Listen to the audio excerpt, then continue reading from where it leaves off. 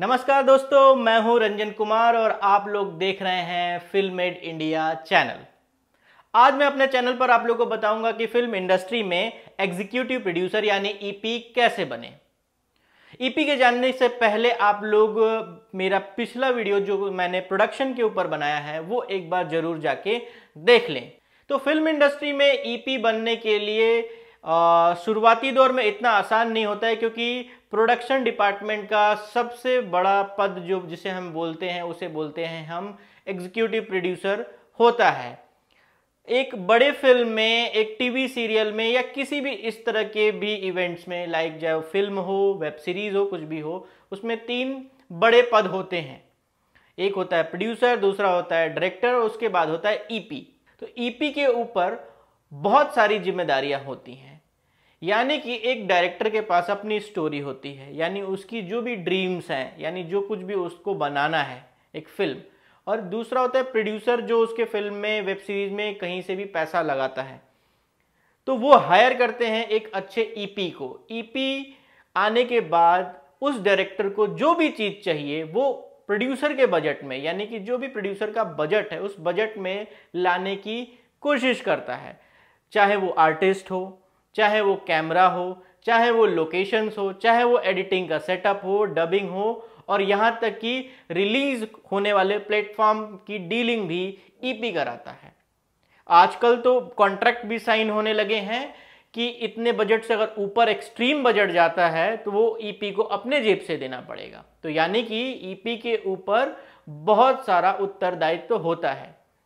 तो आप लोग अब समझ गए होंगे कि एक एग्जीक्यूटिव प्रोड्यूसर का क्या रोल होता है। यानी आप लोग अब इस मेरे बात से थोड़ा बहुत समझ गए होंगे कि ईपी का क्या रोल होता है। ईपी जो भी है प्रोडक्शन को बहुत अच्छे से, अगर एक अच्छा ईपी है फिल्म में तो फिल्म या वेब सीरीज या कोई भी चीज बहुत ही स्मूथली चली जाएगी।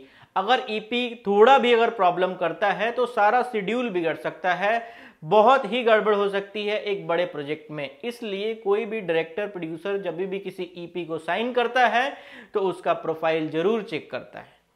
अब आप सोचेंगे कि ईपी बना कैसे जाए, तो ईपी इतना आसानी से नहीं बन सकते हैं।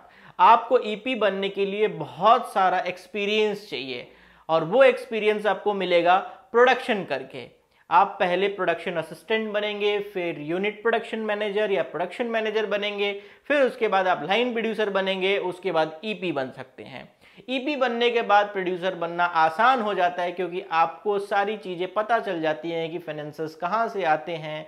फिल्म बनने के बाद फिल्म का सेटअप क्या होता है, बजटिंग क्या होती है, फिल्म को बनाते कैसे हैं, या प्रोजेक्ट को, मैं एक प्रोजेक्ट भी बोल सकता हूं या फिल्म आप समझ सकते हैं। मैं सबके बारे में बात कर रहा हूं ओवरऑल, चाहे वो टीवी सीरियल हो सकता है, चाहे वो शॉर्ट मूवीज हो सकती है, डॉक्यूमेंट्रीज हो सकती है, तो उसे मैं प्रोजेक्ट भी बीच बीच में बोल सकता हूं। तो ईपी इतना आसान नहीं है और इतना मुश्किल भी नहीं है, दोनों रास्ते मैंने आपको बना दिया। अब आपको प्रोडक्शन किसी को भी इंटर्न कहीं भी आपके शहर में भी, यानी कि अगर बनारस में भी रहते हैं तो अगर आप वहां पे खोजेंगे तो आपको लाइन प्रोड्यूसर्स मिल जाएंगे।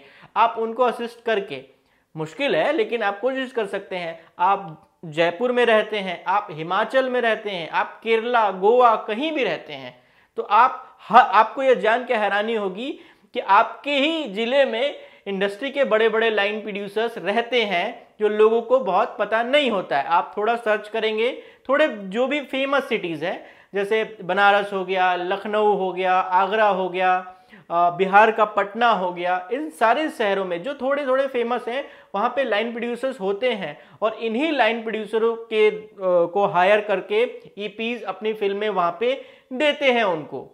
तो आप उनके नीचे, अभी अपने बॉम्बे में नहीं गए हैं, मुंबई में, तो आप उन्हीं के साथ में थोड़ा बहुत मैनेज करके काम सीख सकते हैं, और उसका एक्सपीरियंस लेके आप मुंबई आकर प्रोडक्शन का कार्ड बनवाकर फिर धीरे धीरे छोटा छोटा लेवल पे काम करके आप काम कर सकते हैं।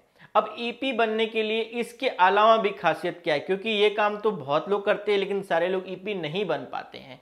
क्यों नहीं बन पाते हैं, उसका रीजन ये है कि इसके लिए एक आपके अंदर लीडरशिप की गुण भी होने चाहिए। ये नहीं कि आप सिर्फ एक अच्छा प्रोडक्शन कर लेते हैं, आपके अंदर एक लीडरशिप की क्वालिटी होनी चाहिए, एक कमांड होना चाहिए, आपकी नॉलेज बहुत अच्छी होनी चाहिए। क्योंकि आप डील किसे करते हैं, हो सकता है कि आप बड़े बड़े सेलिब्रिटी को आपको डील करना पड़े।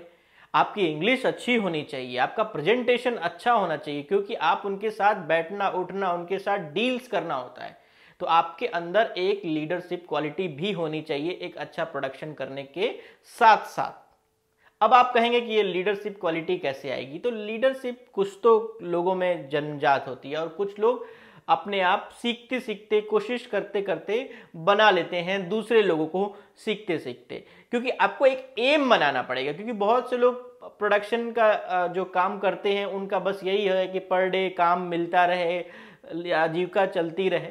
बट कुछ लोग बना के ही अपना जाते हैं एम कि मुझे एग्जीक्यूटिव प्रोड्यूसर बनना है, मुझे प्रोड्यूसर बनना है।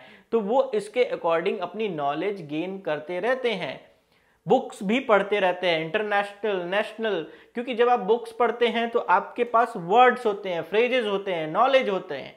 और जब आप एक बड़े डायरेक्टर, बड़े सेलिब्रिटी, बड़े प्रोड्यूसर के साथ बैठते हैं, तो जब आप उनसे बात करते हैं और वो कोट्स, वो फ्रेजेस यूज करते हैं, तो उन पे बड़ा इंप्रेशन पड़ता है। और आप जितने अच्छे फ्रेज, जितनी अच्छी इंग्लिश बोल सकते हैं, मैंने अपने लाइफ में ऐसे ईपीस को देखा भी है जिनको बहुत अच्छा एक्सपीरियंस नहीं है, लेकिन फिर भी उनके दूसरे नॉलेज के कारण, लाइक वो क्या पता वो इंजीनियरिंग बैकग्राउंड से आए हैं, उनके पास और नॉलेज है, उससे इंप्रेस होकर भी उनको काम मिल जाता है।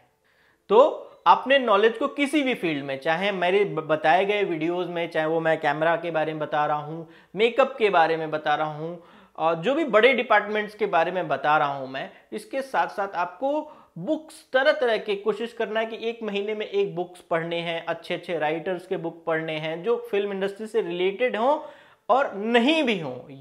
क्योंकि आप जब बातें करेंगे तो सिर्फ फिल्मी बातें ही नहीं आपके साथ कोई करेगा। तो आप बुक्स पढ़ें अलग अलग राइटर्स के, जो उनके बोले गए कोट्स हैं, चीज़ें हैं, नेट पे भी सर्च कर सकते हैं। कुछ ऐसे चैनल सब्सक्राइब कर सकते हैं जैसे कुछ नेशनल, इंटरनेशनल, आपको नॉलेज भी हो। तो उससे आप क्या होगा कि आगे पोस्ट पे जल्दी से जल्दी आप चले जाएंगे। तो इसी तरह आप लोग मेरे वीडियो को लाइक करिए, सब्सक्राइब करिए और ज़्यादा से ज़्यादा शेयर करिए। कुछ भी हो तो आप मुझे ईमेल करिए, मैं उसकी जानकारी आप लोगों को मुहैया कराऊंगा।